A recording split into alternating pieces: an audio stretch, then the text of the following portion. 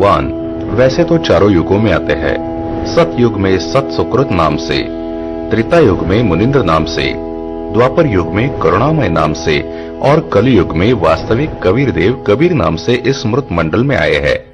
कलयुग में परमेश्वर कबीर, कबीर देव विक्रमी संवत 1455 सन 1398 में ज्येष्ठ मास की पूर्णिमा को लहर तारा तालाब काशी बनारस में एक कमल के फूल पर ब्रह्म मुहूर्त में एक नवजात शिशु के रूप में प्रकट हुए।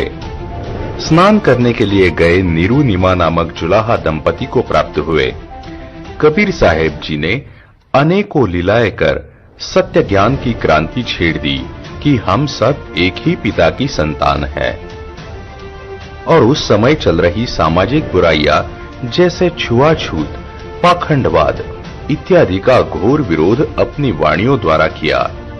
कबीर जी ने उस समय दोनों वर्ग हिंदू और मुस्लिम को अपने आखिरी समय जब तक वे पृथ्वी पर रहे तब तक यही समझाने की पूरी कोशिश की कि हम सब एक ही परम पिता परमात्मा के बच्चे हैं और वो परमात्मा या अल्लाह मैं ही हूँ।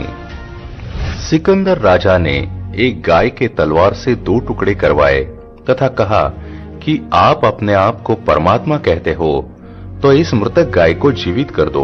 उसी समय कबीर साहेब ने हाथ स्पर्श करते ही गाय को तथा उसके गर्भ में बछड़े को भी, जिनके 2 टुकड़े हो गए थे, दोनों को जीवित किया तथा दूध की बाल्टी भर दी और कहा कि गाय अपनी अम्मा है, इस पर छुरी ना बाह। गरीब दास घी दूध को सर्व आत्म खाए। राजा सिकंदर लोधी वो उसका धार्मिक गुरु शेख तकी की अज्ञानता हटाने के लिए जो कह रहे थे कि हम तो आपको भगवान तब माने जब आप इन मुर्दों को जीवित कर दे। फिर कबीर साहेब ने 2 बच्चों को जीवित किया, जिसमें एक हिंदू लड़का कमाल व मुस्लिम लड़की कमाली थी, तथा अपने बच्चों के रूप में पालन पोषण किया। साहेब कबीर की कोई पत्नी नहीं थी। साहेब कबीर के माता पिता नहीं थे, वे स्वयंभू थे। इतिहास गवाह है कि कबीर जी जैसा महापुरुष कोई नहीं हुआ जो कि सह शरीर इस पृथ्वी पर आए और 120 वर्ष तक अपने सतमार्ग व सतलोक की जानकारी देकर मगहर स्थान पर जिला कबीर नगर गोरखपुर उत्तर प्रदेश में लाखों भक्तजनों तथा 2 नरेशों बिजली खां पठान मगहर के नवाब तथा वीर सिंह बघेल काशी नरेश की उपस्थिति में विक्रमी संवत 1575 सन 1518 में सह शरीर सतलोक चले गए। शरीर के स्थान पर सुगंधित फूल पाए थे, शरीर नहीं मिला था तथा आकाशवाणी की कि देखो मैं सतलोक जा रहा हूं। उपस्थित श्रद्धालुओं ने ऊपर देखा तो एक प्रकाशमय शरीर आकाश में जा रहा था।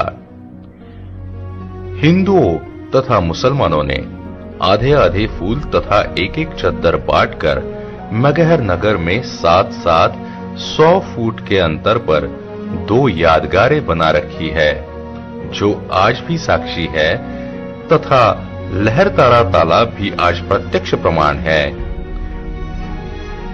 वहां कबीरपंथियों के 2 आश्रम बने हैं जो यही सत्य विवरण बताते हैं। कबीर साहिब जी ने उस वक्त धर्मदास जी को कहा था कि मैं कलयुग के बीच में यानी 5505 साल जब कलयुग बीत जाएगा तब मैं पुनः इस पृथ्वी पर आऊंगा और सभी पंथ और धर्मों को मिटाकर एक ही पंथ चलाऊंगा तथा सबको सत ज्ञान व सत नाम देकर सबका पूर्ण मोक्ष करवाऊंगा। सन 1997 में कलयुग के 5505 वर्ष बीत चुके हैं। कबीर साहेब जी से चली आ रही गुरु प्रणाली से जुड़े 11वें महापुरुष जगत गुरु तत्वदर्शी संत रामपाल जी महाराज है। प्रमाण के लिए देखे कबीर साहेब जी से लेकर संत रामपाल जी महाराज जी तक चली आ रही गुरु प्रणाली, जो कि आज के आधुनिक युग में विश्व में फैली अनेकों कुरीतियां, सामाजिक बुराइयां एवं पाखंडवाद को समाप्त करने और विश्व के सभी मानव को सभी प्रकार का सुख और पूर्ण मोक्ष देने के लिए इस समय इस मृत्युलोक पृथ्वी पर आए हुए हैं। जगत गुरु तत्वदर्शी संत रामपाल जी महाराज का कहना है कि जीव हमारी जाति है, मानव धर्म हमारा, हिंदू मुस्लिम सिख ईसाई धर्म नहीं कोई न्यारा। संत रामपाल जी महाराज का जन्म 8 सितंबर 1951 को गांव धनाना, जिला सोनीपत, हरियाणा में एक किसान परिवार में हुआ। पढ़ाई पूरी करके हरियाणा प्रांत में सिंचाई विभाग में जूनियर इंजीनियर की पोस्ट पर 18 वर्ष कार्यरत रहे। सन 1988 में परम संत रामदेवानंद जी से दीक्षा प्राप्त की तथा तन मन से सक्रिय होकर स्वामी रामदेवानंद जी द्वारा बताए भक्ति मार्ग से साधना की तथा परमात्मा का साक्षात्कार किया। सन 1993 में स्वामी रामदेवानंद जी महाराज ने संत रामपाल जी महाराज जी को सत्संग करने की आज्ञा दी तथा सन 1994 में नामदान करने की आज्ञा प्रदान की। सन 1994 से 1998 तक संत रामपाल जी महाराज ने घर घर, गांव गांव, नगर नगर में जाकर सत्संग किया। बहुसंख्या में अनुयायी हो गए। सन 1999 में गांव करोथा, जिला रोहतक, हरियाणा में सतलोक आश्रम करोथा की स्थापना की। दूर दूर से श्रद्धालु सत्संग सुनने आने लगे तथा तत्व ज्ञान को समझकर बहुसंख्या में अनुयायी बनने लगे। चंद दिनों में संत रामपाल जी महाराज जी के अनुयायियों की संख्या लाखों में पहुंच गई। इस सत ज्ञान व पूर्ण परमात्मा की सत साधना, जो कि सभी पवित्र धर्मों के पवित्र शास्त्रों के अनुकूल है, जिसके द्वारा ही आज का मानव सर्व सुख व सर्व प्रकार के दुखों से छुटकारा पाकर सुखी जीवन जीकर पूर्ण मोक्ष प्राप्त कर सकता है। इस सत ज्ञान व सत साधना को ऊपर लाने के लिए संत रामपाल जी महाराज जी दिन रात एक कर रहे हैं। वह काफी संघर्ष करके इस मिशन से करोड़ों की संख्या में अनुयायियों को इस नेक कार्य के लिए जोड़कर उन्हें शक्ति प्रदान कर रहे हैं। आज संत रामपाल जी महाराज जी का ज्ञान का डंका पूरे विश्व में गूंज रहा है।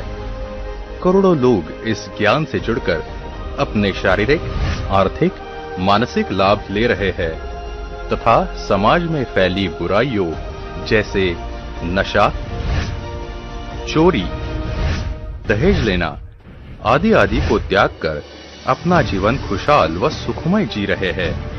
आज अनेकों देशों में संत रामपाल जी का सत्संग और नामदान केंद्र उपस्थित है, जहां पर सभी प्रकार की व्यवस्था निःशुल्क की जा रही है। आज संत रामपाल जी महाराज जी के ज्ञान को समझने व उनसे जुड़ने के लिए लाखों लोग पूरे विश्व से संत रामपाल जी महाराज के द्वारा रचित अनमोल पुस्तकें जैसे जीने की राह, ज्ञान गंगा घर बैठे निःशुल्क मंगवा रहे हैं। कौन है संत रामपाल जी महाराज? एकमात्र ऐसे संत जिन्होंने हमारे सभी धर्म ग्रंथों में छुपे गूढ़ रहस्य को उजागर कर साबित कर दिया कि पूर्ण परमात्मा कौन है और उसका नाम क्या है। एकमात्र ऐसे संत जिन्होंने मानवता के कल्याण अथवा मोक्ष के लिए अपना जीवन निछावर कर रखा है। एकमात्र ऐसे संत जो अपने मन से नहीं हमारे सभी ग्रंथों से प्रमाणित ज्ञान बताते हैं। एकमात्र ऐसे संत जो हमारे शास्त्रों में छुपे सच को सारी दुनिया के सामने लाने के लिए दिन रात संघर्ष कर रहे हैं। एकमात्र ऐसे संत जिन्होंने सभी धर्म गुरुओं को ज्ञान चर्चा के लिए सभी धर्म शास्त्रों से प्रमाणित एक परमात्मा की जानकारी के लिए आमंत्रित किया। एकमात्र ऐसे संत जिन्होंने सभी बहन बेटियों का जीवन सुखी हो, इसके लिए भारत को दहेज मुक्त बनाने का बीड़ा उठाया है। एकमात्र ऐसे संत जिनकी शरण ग्रहण करने से व उनसे प्राप्त सत साधना से सभी रोग व बड़ी से बड़ी बीमारियां जैसे कैंसर, टीबी, एड्स ठीक हो जाती है। एकमात्र ऐसे संत जिनकी शरण ग्रहण करने मात्र से लाखों लोग आज नशा मुक्त हो चुके हैं। एकमात्र ऐसे संत जिनकी शरण ग्रहण करने मात्र से लाखों उजड़े परिवार आज सुखी जीवन बिता रहे हैं। लाखों परिवार के घर का क्लेश खत्म हो गया है। आर्थिक और मानसिक लाभ अपने आप होने लग रहे हैं। परमात्मा कबीर साहिब कहते हैं, मानव जन्म दुर्लभ है, मिले ना बारंबार। जैसे तरवर से पत्ता टूट पड़े, फिर नहीं लगता डार। मानव जन्म बहुत ही दुर्लभ है। 84 लाख योनि के बाद एक बार मिलता है और ये सिर्फ परमात्मा को पाने के लिए ही मिलता है। लेकिन हमारे सामने आज सबसे बड़ी दुविधा ये है कि हमारे धर्म गुरुओं ने अपने मन का ज्ञान दे देकर भक्ति मार्ग को इतना कठिन बनाकर ऐसे उलझा दिया है कि हमारे परमात्मा को जानना और सच झूठ को समझना बहुत ज्यादा कठिन हो गया है।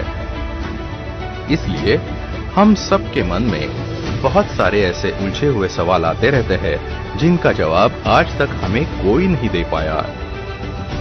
जैसे कि सब कहते हैं सबका मालिक एक है, लेकिन वो एक परमात्मा कौन है? वो परमात्मा कहाँ रहता है? उस परमात्मा का क्या नाम है? वो परमात्मा साकार है या निराकार? यदि परमात्मा एक है तो हम अलग अलग धर्मों में कैसे बंट गए? ये सृष्टि कैसी रची गई? पूर्ण गुरु की पहचान क्या है? हम कौन है? हम इतनी भक्ति करने के बाद भी दुखी क्यों रहते हैं? क्या हम सही जगह में रह रहे हैं? हमारा जन्म मरण क्यों होता है? हम कहां से आते हैं और मृत्यु के बाद कहां चले जाते हैं?